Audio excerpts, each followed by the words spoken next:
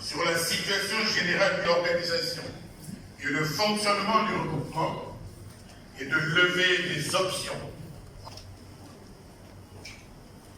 Les réflexions ont été et Faustin Kwakwa, ainsi que le professeur Jacques. Ces réflexions ont été approfondies lors des travaux en commission. La dynamique se félicite d'avoir présenté la candidature de son Martin Fayulu Matidi, devenu candidat commun de l'AMOCA le 11 novembre 2018, qui, dans un sursaut patriotique sans précédent, s'est mobilisé pour l'élire président de la République.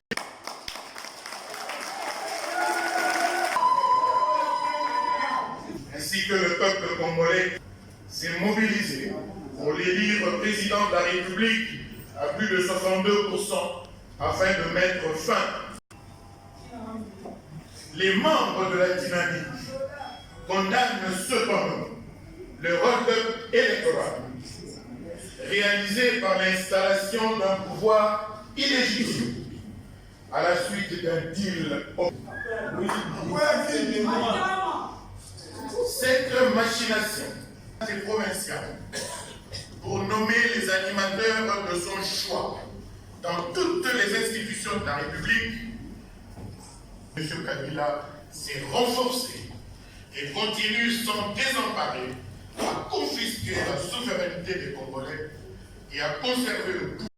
En effet, la continuité du système Kabila se caractérise par l'institutionnalisation de la violence d'État au moyen des putsch électoraux du Kasaï central et la Lomami, qui a occasionné des milliers de morts sans que personne ne soit en mesure de dire aux Congolais la nature réelle du phénomène.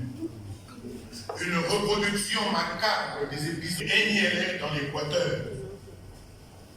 Le même phénomène est toujours connu dans les provinces de Kwilu et Kwango avec des bouviers étrangers.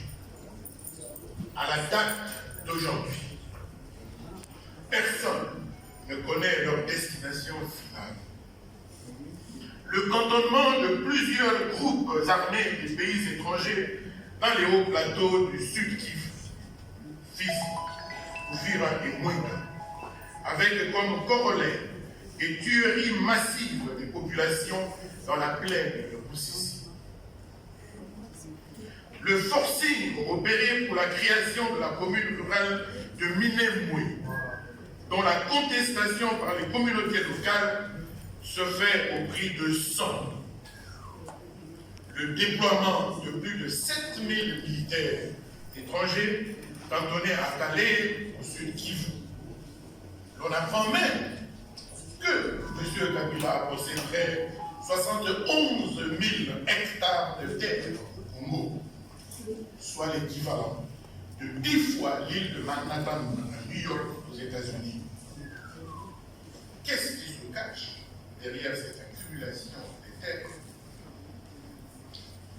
La généralisation de l'insécurité à travers le pays par les tueries des paisibles citoyens, des vols à main armée, les enlèvements des populations civiles, le braquage des convois d'argent et des bus des voyageurs sur l'ensemble du territoire national. Par exemple, de février à juillet 2019, on a dénombré 69 personnes assassinées à Goma. En même temps, dans les agglomérations urbaines de Massi, Rutshuru, Lubero et Butembo, il s'est développé le phénomène plus qu'inquiétant de kidnapping exorbitant. La multiplication des frustrations et exactions infligées aux populations de l'Est du pays, de leur territoire, ainsi que l'esprit de cohésion et d'unité nationale, afin de pouvoir, le moment venu, à sonner le coup de massue final de l'implosion et de la balkanisation de notre pays. La collusion entre les intérêts économiques étrangers complices pour s'accaparer les ressources naturelles, gisements des minerais et concessions forestières du pays au détriment de la population et la clochardisation de l'élite au profit des usurpateurs du pouvoir du peuple, principalement intéressés par l'enrichissement rapide et illicite au détriment du développement du pays. S'il te plaît, comment il s'appelle?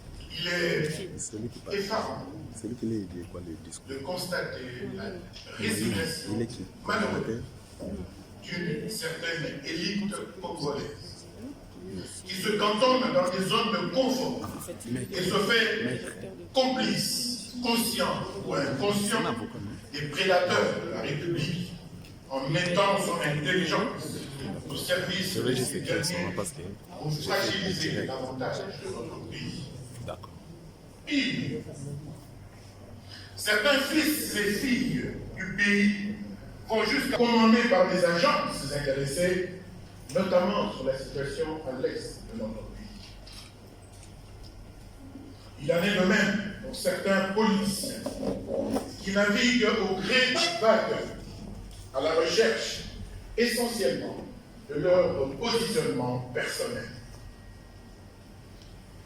C'est ainsi qu'ils font des propositions loufoques, mais dangereuses pour le pays, afin de s'attirer les faveurs du pouvoir dictatorial de Kinshasa, à l'image de la procédure donosive qui a conduit à la suppression du deuxième tour de l'élection présidentielle. Par ailleurs, la dynamique se pose la question de l'efficacité de la MONUSCO au regard de sa mission de maintien de la paix en République démocratique du Congo. Autrement, comment comprendre que tous les jours, au nez et à la barbe des casques bleus, les rebelles venus de l'étranger sèment la terreur au Congo, tuent et décapitent les Congolais sans crainte de représailles? Leur nom, voire même leur grand-mère, attendent une réaction de choc de notre pays. Pourquoi donc, dans l'indifférence mondiale, la RDC est le seul pays au monde à être victime de rebelles étrangers qui ne font jamais la rébellion contre leur propre pays? La RDC, vous savez, aujourd'hui, compte déplacés internes et plus d'1 million de réfugiés. De là à s'interroger si le plan de balkanisation de notre pays est soutenu par les Nations Unies, il n'y a qu'un pas que certains observateurs n'hésitent pas à franchir. La dynamique ne s'explique pas. Le comportement de certains pays de vieille démocratie, épris de valeurs de justice, de liberté et de paix, qui se sont laissés aller à la complaisance de deux poids, deux mesures en ce qui concerne les résultats des élections du 30 décembre 2018 en RDC. N'est pas le gouvernement dont le peuple, par son choix électoral, a décidé de se débarrasser du lot d'étranglement pour son épanouissement, ne soit pas accompagné dans sa quête de démocratisation par la communauté internationale. Fort heureusement, les membres de la dynamique ont noté de la bravoure dans le chef du peuple congolais quant à la défense de ses droits fondamentaux. Le soulèvement populaire du 4 janvier 1959 à Kinshasa avait déclenché l'éveil de la population qui a conduit à l'indépendance de notre pays. La marche des chrétiens du 16 février 1992 a imposé à Mobutu la réouverture de la conférence nationale souveraine. La résistance de la population quinoise, à travers son implication dans la capture de rebelles d'obédience rwandaise en août 1998, a freiné l'élan de l'occupation de la RDC par les troupes du RCD. Les manifestations du 4 juin 2004, à travers toutes les provinces de la République, ont fait échouer la tentative de prise de Bukavu par la bande de Laurent Kunda Batware et Jules Mutebusi. Les manifestations populaires de la semaine du 19 au 25 janvier 2015 à Kinshasa, pour s'opposer farouchement au recensement comme préalable à l'organisation des élections, ont contraint le régime en place d'abandonner l'idée de prolonger son mandat sous prétexte d'impératifs techniques liés au recensement. Les manifestations et protestations populaires du 19 septembre 2016 avaient poussé le régime de M. Kabila à céder à la volonté populaire relative à l'organisation des élections. Globalement donc, c'est cet esprit de résilience qui, contre vents et marées, et au prix d'énormes sacrifices, a fait échouer le funeste projet de M. Kabila de changer ou de réviser la Constitution pour demeurer au pouvoir au-delà de ces 2 mandats constitutionnels. C'est ici le lieu de rendre un vibrant hommage à tous nos martyrs de la liberté et de la démocratie. Les généraux Lucien Baouma, Félix Bouza Mabé et Mamadou Ndala, Floribert Chébéa, Fidèle Bazana, Armand Dungoulou, Serge Maéché, Serge Bobouza, Monseigneur Mouziriwa, Monseigneur Daliko, le Père Vincent Adjosi, Luc Koula, Rossi Mukendi,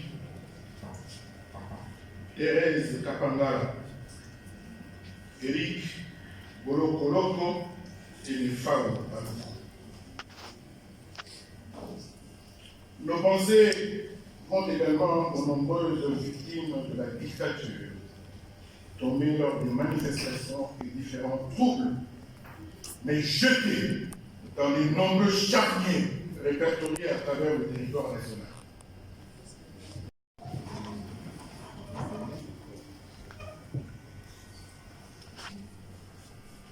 Merci.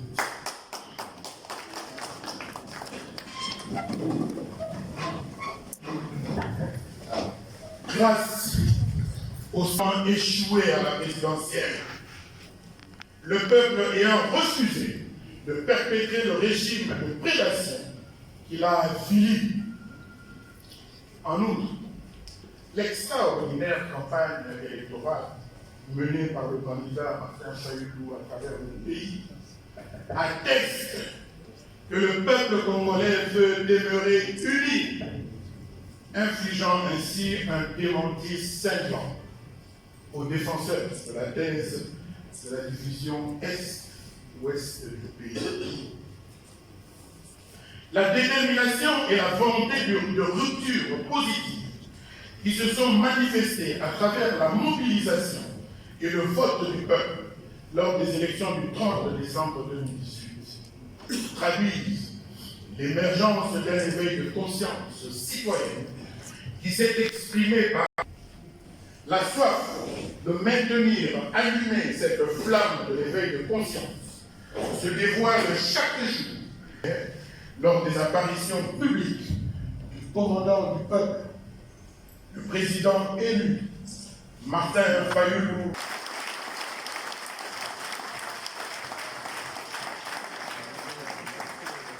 l'Église catholique à travers la Senko, ainsi que du pasteur Eko Congo dans l'accompagnement du peuple congolais dans cette résistance et cet éveil de conscience patriotique. Il faut également saluer la forte mobilisation et l'engagement patriotique de la diaspora congolaise pour la cause. Toutes nos félicitations et nos encouragements. Tout le monde sait que M. Kabila vous a exclu du vote, comme il a exclu nos frères et sœurs de Béni, de Butembo et de Yumbi, le peuple, que le candidat du peuple puisse réaliser un score encore plus élevé. La bonne nouvelle, cependant, est que la lutte continue et la victoire, c'est certain.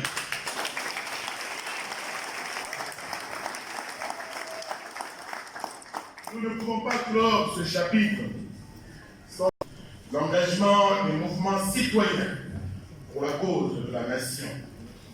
Les jeunes Congolais ont démontré qu'ils ne laisseront plus jamais le destin du pays entre les mains des irresponsables. C'est ainsi que la dynamique se propose justement de puiser dans ses acquis pour libérer notre démocratie, pour libérer nos institutions de la culture dictatoriale et de prédation, afin de faire émerger une nouvelle classe politique formatée à partir d'un logiciel éthique solide et un nouveau type de citoyen, fondamentalement contre une république des privilégiés et des Koulouna à col blanc. Pour réaliser le rêve de voir le fonctionnement des différentes institutions nationales de gestion du pouvoir d'État être révisité grâce aux réformes institutionnelles pouvant impulser le changement véritable et les potentialités locales. Pour capitaliser et les arrangements derrière les strates du système d'avilissement actuel, sous-tendu la violence et le mensonge. C'est ainsi que, sous peine de complicité, s'interdisent d'accompagner la forfaiture en opposant un nom catégorique pour puiser dans les modèles de revendication et soulèvements qui ont abouti au Soudan ou des printemps arabes de 2010-2011 pour mener jusqu'au bout les mouvements de revendication de leur souveraineté confisquée par des régimes dictatoriaux. Malgré leur pauvreté, les Soudanais ont passé 240 jours de contestation pour trouver satisfaction à leurs revendications. Quant aux Algériens, ils ont entamé leur 7e mois de sit-in populaire. Telles sont, mesdames et messieurs, les justifications de notre plateforme, la dynamique qui, au nom de la morale, du respect du choix du peuple mobilisé dans les conditions les plus pénibles, par souci de conjurer définitivement d'autres putschs électoraux et de réhabiliter le suffrage universel, aussi bien dans son rôle fondamental de légitimation de l'autorité politique que dans celui d'aération de la démocratie. La dynamique donc a, à l'issue des travaux de cette 4e convention, décrété la vérité des urnes comme son orientation idéologique du monde.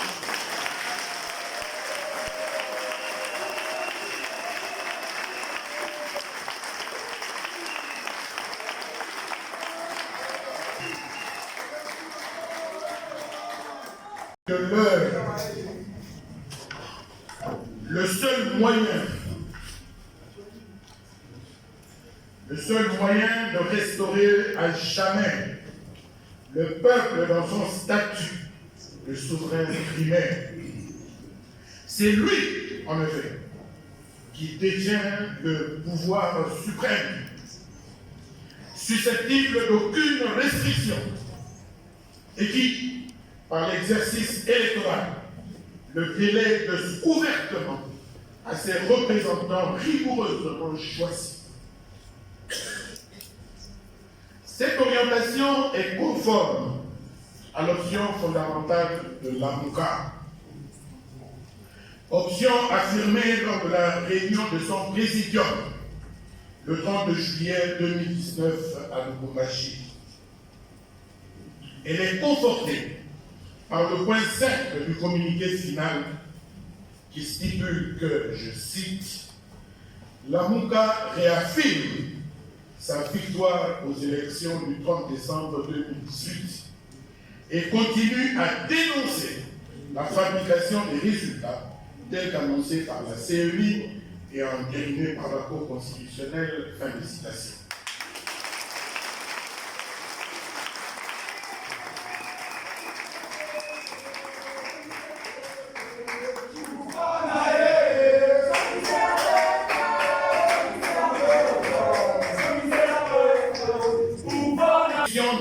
Du présidium de l'AMUCA, contenu dans son communiqué du 30 juillet dernier, qui dispose au point 10, je cite, « Le présidium note le désaveu par le peuple congolais de la Cour constitutionnelle et de la Commission électorale nationale indépendante de CENI du fait qu'elles ne répondent pas à ses aspirations légitimes au changement. » Fin de citation. Et au point 11, je cite, « L'AMUCA s'engage à mobiliser le peuple pour la mise en place des réformes institutionnelles nécessaires, notamment sur la Cour nationale indépendante CENI, le Conseil supérieur de l'audiovisuel et de la communication, CESAC, et la Commission nationale des droits de l'homme, CNDH. »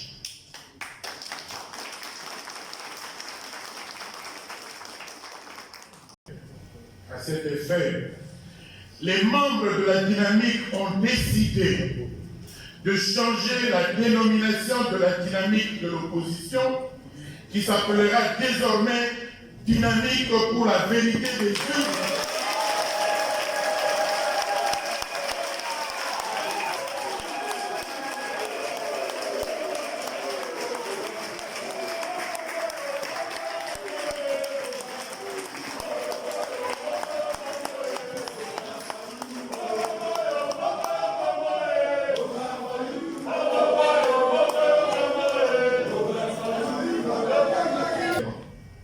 Soit par l'intermédiaire de représentants librement choisis, de voter et d'être votés au cours d'élections périodiques, honnêtes, au suffrage universel, égal et au scrutin secret, assurant l'expression libre de la volonté des électeurs. Fin de citation.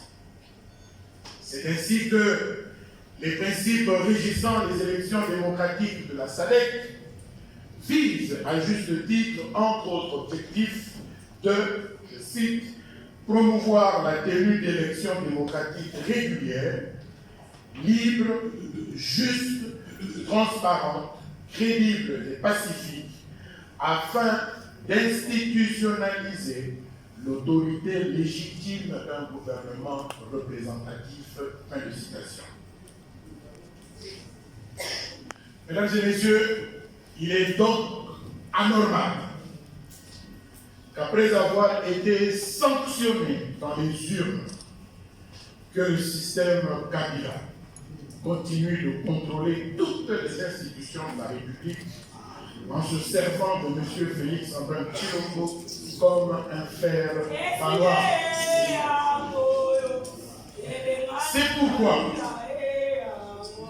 pourquoi la dynamique pour la vérité des urnes ne reconnaît pas M. Félix Antoine Tshilombo comme président élu.